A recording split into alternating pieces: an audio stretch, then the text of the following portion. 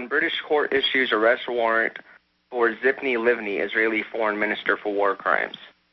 If that's news to you or not. It's no, it is news. In fact, say the headline again. British court issues arrest warrant for Zbigniew Livni, Israeli foreign minister for war crimes. And, yeah, I just watched a little video from, I think it was from BBC. Somebody on MySpace sent it to me. So just thought maybe you might want to react to that if it's actually going to go through, because I think that Bush and Cheney have also been issued, warrants as well, but whatever. I don't think anything's going to come up about that. Well, we'll look it up. British court issues arrest warrant. What was the rest of the headline? For war crimes. Israeli foreign minister for war crimes. All right, we'll pull that up. No, I was not aware of that. Definitely lying about WMDs, going into Iraq, killing over 1 million people conservatively, according to the British Lancet Journal, which is nonpartisan. Even the neocons admit that. War crimes have been committed. And when Predator drones blow up apartment buildings, whether it be the Israeli forces or the U.S. forces doing it, and kill, in some cases, hundreds of innocent people, that is terrorism. Just like if the Muslims do it, it's terrorism. And I'm just tired of unequal justice. In fact, you're right, sir. There's the Times of London. Israeli fury over British war crimes warrant for Tzvepi Livni. I hope I'm pronouncing that right. In fact, here's the article. Guys, how would I pronounce that? Tzvepi Livni? Is that right? Sounds good. So there have been these British warrants issued before by mid-level and low-level courts, and they've always been squashed. So we'll see what happens with that. And I've always told people this is going to turn into a sideshow. Israel is being built up as the boogeyman. It's very popular to do it. President Carter does it, and Israel certainly engages in its share of bad behavior and crimes. But researching the New World Order, at its heart, there's something more there. There's something deeper there. And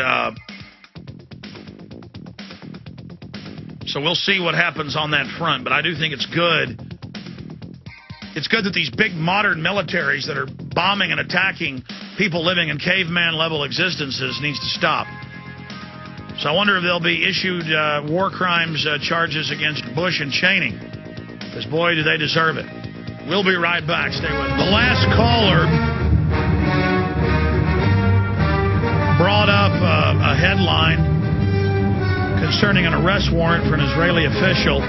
Before I read the article, I said it'll be rescinded by the court. I've seen this happen multiple times. It always creates a big flurry of interest, and then it goes nowhere. Israeli fury over British war crimes warrant for Tzvepi Livni. Israel's government issued an angry warning today that its ties with Britain were in jeopardy over a UK arrest warrant briefly issued against the Jewish state's opposition leader and former foreign minister. Well, Israel, I mean, the government of England doesn't control its courts if they're impartial. It has emerged that a London court issued a warrant at the weekend for alleged war crimes committed last winter's Gaza offensive, and then rescinded it when it became clear that Tzvepi Livni was not on British soil. So there you have it.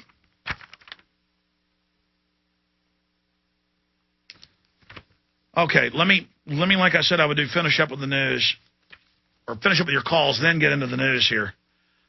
Continuing. Curtis in Indiana, you're on the air. Welcome.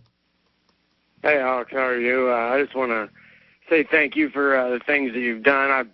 I saw Endgame about a year ago on the internet, and ever since then I've been doing my studying and researching, and I appreciate everything you do, and God bless you. Thank you. And I just want to ask, is Codex Alimentarius going to go into effect on December 31st of this year? People for 20 years have been saying it's going into effect every year. It's going into effect in increments, like a glacier grows. The UN has these big consortium meetings. Governments and private corporations sign agreements to go back and try to restrict minerals, vitamins, and other things to the public. And yes, they've agreed to try to implement massive restrictions on all vitamins and minerals to make them prescription. Big drug companies are now coming out with their prescription versions of vitamin E and vitamin B and fish oil. And they have tried to raid alternative health places. They are trying to shut them down. They are trying to restrict.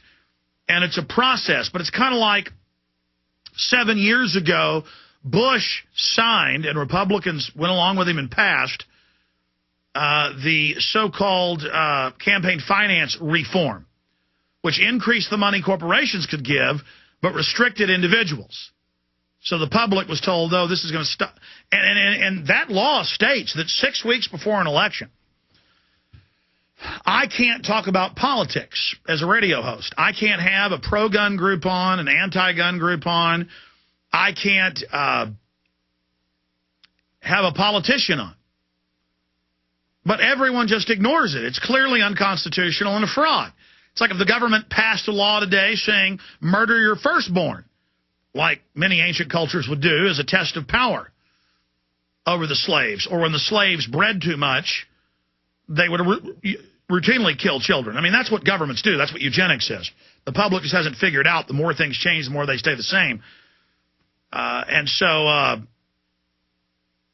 that's basically what's happening here. Anything else? Well, I live in Indianapolis, and they just recently put up that system to where if a firearm gets shot, they'll ping it and find out exactly where it's at and what type of weapon it is, and it's going to cost our city like $3 million or $4 million. Yeah, it's total quackery.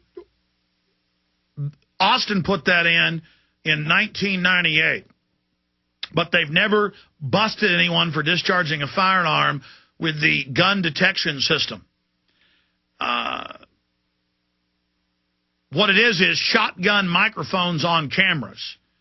And then you'll find that that's hooked into your local threat integration center where they're openly merging it with the regular Army and CIA. This is all public now. I've got the RAND Corporation report on it. Here it is right here. Total federalization of all police. And just a fraud. But I tell you, Indiana is way ahead of the times. Indiana was the first state almost 20 years ago to put in license plate reading cameras. Did you know that for more than 15 years, everywhere you go is tracked in Indiana? Yeah, I know. It's bad everywhere downtown and anywhere. You could see it all the cameras. It's really bad here. And one last thing I wanted to say, have you kind of noticed that the new Al-Qaeda spokesman is the American Adam Gadon? Well, of course. I mean, we've written countless articles about it. Yeah. He dead. Do you believe he is? Your phone cut out. Say that again. I believe Bin Laden is dead. That's why. Oh, sure. No, Adam is. Yeah. I got to move on, Curtis. I appreciate your call. I really do. Adam Gadon hated Arabs so much. He's Jewish. He hated Arabs so much that he was arrested beating them up outside mosque. I mean, this guy was a super mega Zionist. His grandfather was one of the founders of the ADL, one of their board members, and he gets up there and apologizes that Al-Qaeda is killing innocent people. I mean, he's been caught when they uploaded it to the Intel Center, openly run by former heads of Black Ops from CIA. That's on record. The Intel Center uploads Gadon videos and other videos in the same video layer as the Intel Center's bug, the Intel Center's graphics. They are producing it. I mean, they were caught red-handed. We've blown their videos up here. They've had video experts for Wired Magazine and others look at it. But you can blow up video layers if you've got a computer and look at it. And it's done on the same layer, the same generation. The pixel shapes change per generation and per encode. I don't know how to get into all the technicals for you. The point is it's clearer than fingerprints. And the CIA thinks it's funny. They get a young Jewish Mossad guy up there, and he wears a turban and says, I will get you a